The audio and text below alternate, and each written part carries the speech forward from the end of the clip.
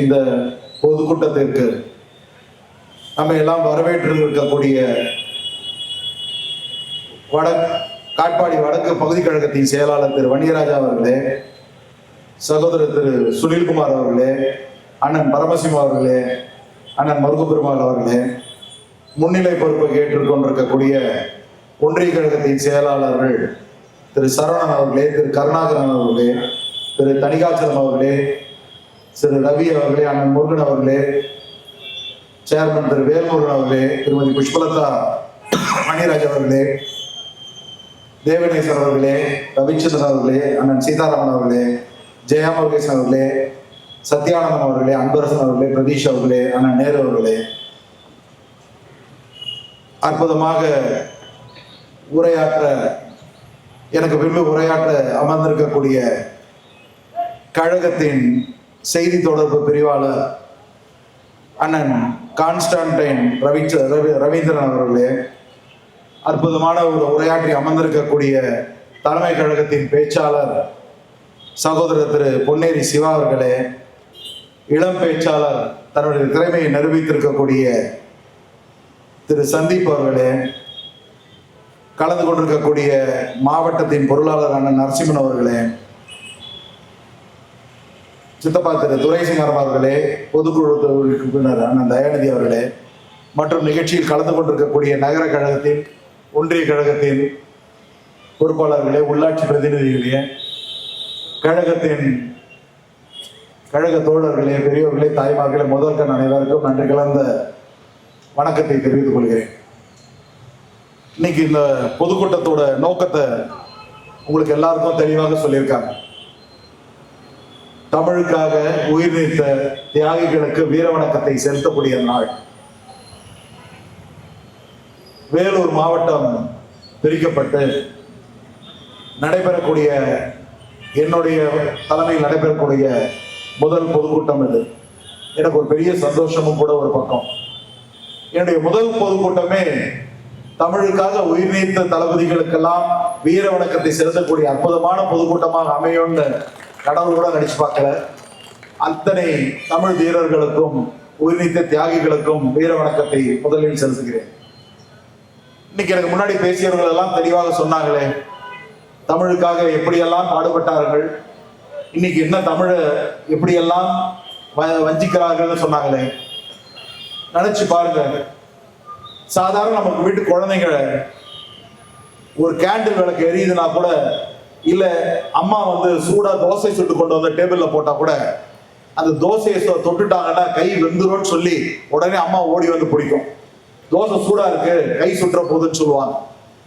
ஒரு coffee tumbler வயசானவங்களுக்கு கொடுத்தா கூட காஃபி சுற்ற போது, டம்ளர் சூடா இருக்க போகுதுன்னு சொல்லி ஒரு கர்ச்சிப்பை அதுக்கு போத்தி கொண்டு வந்து கையில கொடுப்பாங்க. அந்த சூட்டை கூட தாங்க முடியாத தேகம் நமக்கு. ஆனா உயிருக்கும் மேலான ஒரு தமிழ், ஒரு மொழி, நமக்கு அடையாளமான மொழி.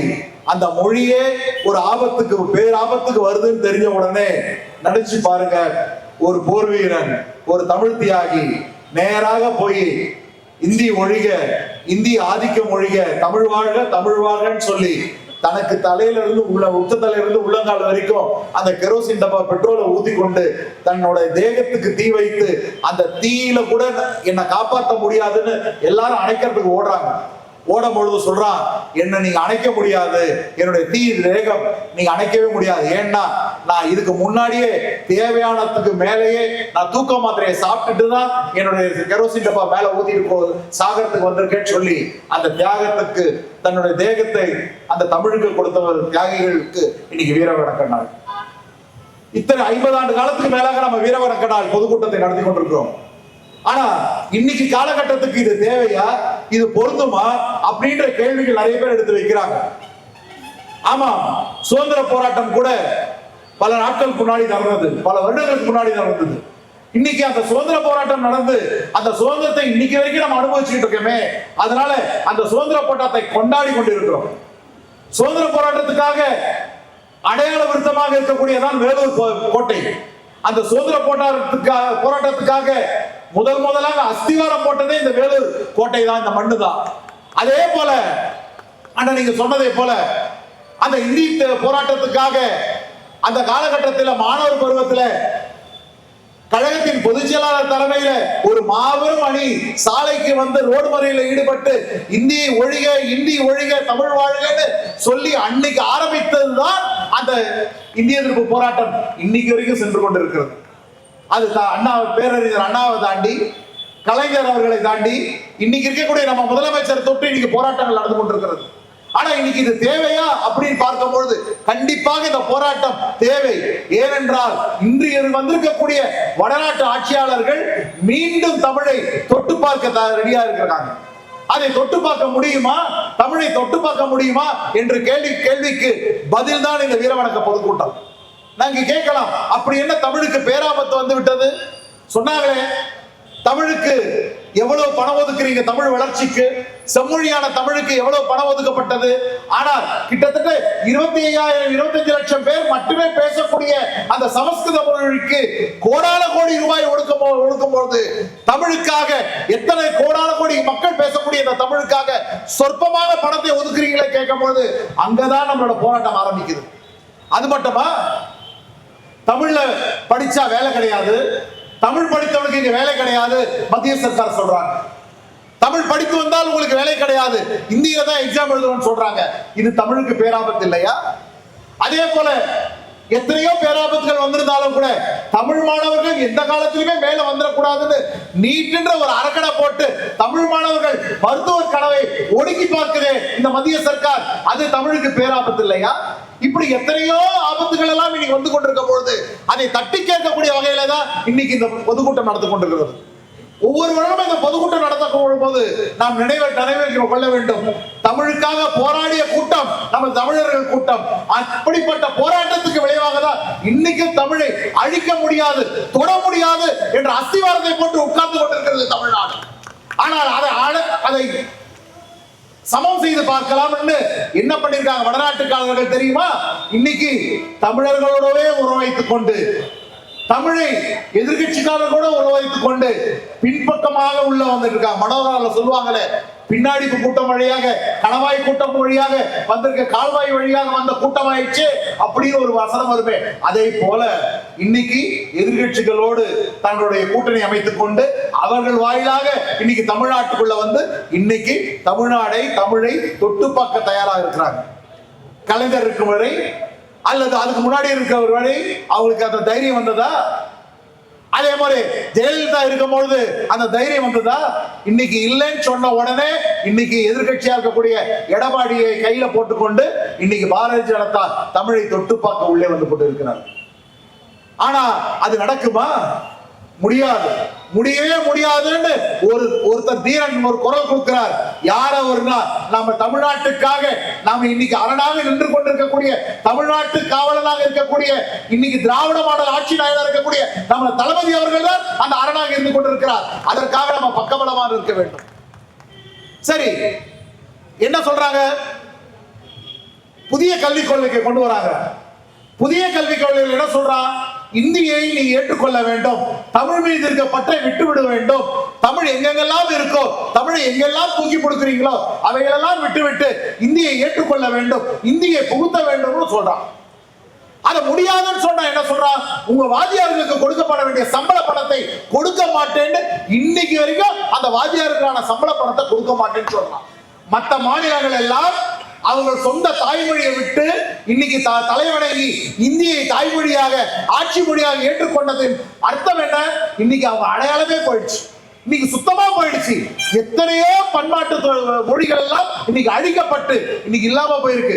ஆனா இன்னைக்கு தளபதி அவர்கள், நீ என்ன கஷ்டம் கொடுத்தாலும் சரி, எத்தனை போர்களை கொடுத்தாலும் சரி, நாங்கள் அடிபணிய மாட்டோம், உங்கள் இந்தி பிரிப்புக்கு நாங்கள் அடிபணிய மாட்டோம், உன்னுடைய படம் தேவையில்லை, வாத்தியார்களுக்கு, எங்கள் வீட்டு மாணவர்களுக்கு பாடம் எடுக்கக்கூடிய அத்தனை ஆசிரியர்களுக்கும் நாங்கள் சம்பளம் கொடுக்கிறோம். இன்னைக்கு வரைக்கும் ஒரு மாதத்துக்கு கூட தடைப்படாம சம்பளம் கொடுத்து காப்பாற்றி கொண்டிருக்கிறாரு.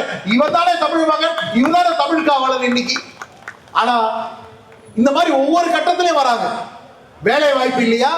தமிழ்நாட்டில் மத்திய சர்க்கார் வேலை வாய்ப்பு இல்லையா? எத்தனை ஆயிரக்கணக்கான வேலை வாய்ப்புகள் உருவாக்கிட்டு இருக்கு. அதுக்கு என்ன சொல்றா? ஆங்கிலத்தில் எழுது, தமிழ் எழுதுன்னு சொன்னா சரி, ஆனா இந்தியில எழுதுனா உங்களுக்கு மார்க் கொடுக்குறேன்னு சொல்லி இன்னைக்கு வடநாட்டில் என்ன நடக்குது? ஆல் இந்தியா எக்ஸாமை கண்டக்ட் பண்றாங்க. சரி, தமிழ்நாட்டில் இருக்கக்கூடிய மாணவர்கள் இந்தியில எழுத முடியுமானா முடியாது. சரி, இந்திய எழுதுனா கூட அப்படி சரியா நடக்குதான்னு பாத்தீங்கன்னா பீகார்ல போய் பாருங்க, எக்ஸாம் நடந்துட்டு இருக்கு. எக்ஸாம் வழியாக எல்லாரும் எக்ஸாம் எழுதிட்டு இருக்கா. ஆனா கிளாஸ் ரூமுக்கு பக்கத்துல இருக்கிற ஜன்னல் வழியாக அவங்களுக்கு உற்றார உறவினர்களும் போய் நின்றுட்டு இன்னைக்கு எக்ஸாமுக்கு பிட் அடிக்கிறதுக்கு பேப்பரை கொடுத்துட்டு உதவிட்டு இருக்கா. அப்படியெல்லாம் பாஸ் பண்ணிட்டு இங்க வரவங்க நம்ம வேலை வாய்ப்பை பழிக்கிறாங்க. இது தப்புன்னு சொல்றோம். இது மொழி பிரச்சனை இல்லையா? மொழிக்கான வாழ்வுரிமை பிரச்சனை இல்லையா? இப்படி எத்தனையோ அடுக்கிக்கிட்டே போகலாம். ஆனா ஒன்னே ஒண்ணு மட்டும் தெரிஞ்சுங்க, நம்மளோட அடையாளம் எந்த நாட்டுக்கு எங்கே போனாலும் சொன்னாரு, சிவா சொன்னாரு, தெளிவாக சொன்னாரு, உலகத்தில் எந்த பகுதிக்கு போனாலும் நீ யாருன்னு சொல்லும் பொழுது நான் இந்தியன்னு பெருமையா சொல்லலாம். ஆனால் நீ உன்னுடைய தாய்மொழி என்னன்னு கேட்கும் போது தமிழ்னு சொல்லும் போதுதான் நம்மளுடைய வீரமே பிறக்குது. உங்களுக்கு எல்லாம் தெரியுமா, வெளிநாட்டுக்கு போய் வெளிநாட்டுல இருந்தா தான் நம்மளுடைய அருமை என்னன்னு தெரியும். உண்மையிலே உலகத்திலையும் இந்தியாவில் இருக்க அத்தனை பேருமே தமிழை வாழ்த்துறான், தமிழை பாராட்டுறான். ஆனா இந்திய திணிப்பை செய்து கொண்டிருப்பது பாரதிய ஜனதா, அது வேற விஷயம். ஆனா தமிழுக்கு இருக்கக்கூடிய மரியாதை யாராலையும் அசைச்சு பார்க்க முடியாது. உலகத்துல எந்த கோடிக்கு போனாலும் சரி, அங்க இருக்கக்கூடிய மக்களை கேட்டால் தமிழ் மீது அவ்வளவு மரியாதை வைத்துக் கொண்டிருக்காங்க. திருக்குறளை சொன்னா உலகத்துல தெரியாதவரே கிடையாது. உலகத்தில் இருக்க அத்தனை மொழியிலே இன்று மொழி மாற்றம் செய்யப்பட்டிருக்கு. அந்த மொழிக்கு, அந்த குறளுக்கு தாய்மொழி தமிழ் இல்லையா? அது உலக பொதுமுறையாக மாற்றப்படவில்லையா?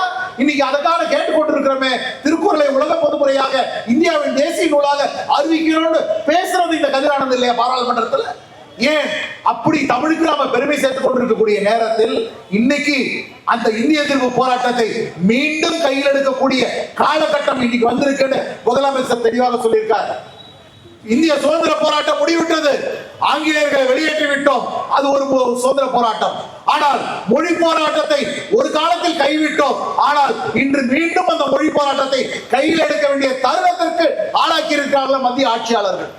ஆகையால இந்த ஒரு முறை வருகின்ற தேர்தலில் நாம் அந்த போராட்டத்தை கையில் எடுக்க வேண்டும். கிராமங்களுக்கும் வீடுகளுக்கும் சென்ற பொழுது ஒரு செய்தியை கொண்டு செல்லுங்கள். தமிழ்நாட்டில் தமிழனாக வாழ வேண்டுமா, அல்லது இந்தி திணிக்கப்பட்டு கை கால் பிண்டப்பட்டு ஒரு பிண்டமாக வாழ வேண்டுமா என்ற முடிவை நாம் தமிழர்கள் எடுக்க வேண்டும். தமிழ் தமிழ் தமிழ் என்று சொல்லும் பொழுதெல்லாம் உணர்ச்சி பொங்க வேண்டும். நம்ம பிள்ளைகளுக்கும் உற்றார் உறவினருக்கும் சொல்லி வளர்க்க வேண்டும் தமிழின் பெருமைகளை. இங்க இருக்கிற போட்டோல இருக்காங்களே, இவங்க எல்லாம் யார்? இவங்க எல்லாம் என்ன தமிழ் தமிழ் ஆசிரியர்களா?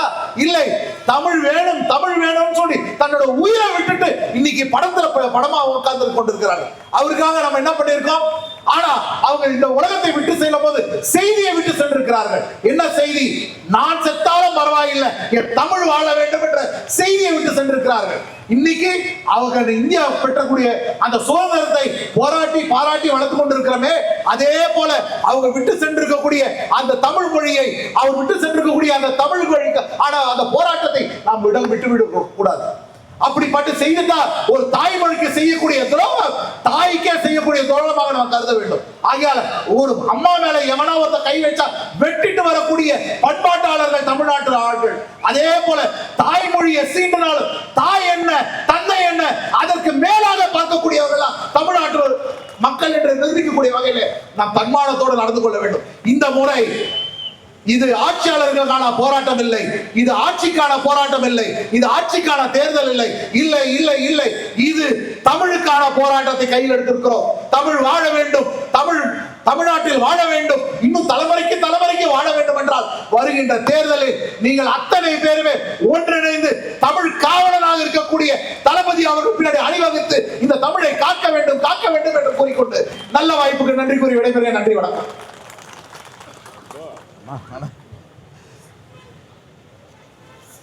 வடக்கு மாவட்டத்தினுடைய பொருளாளர்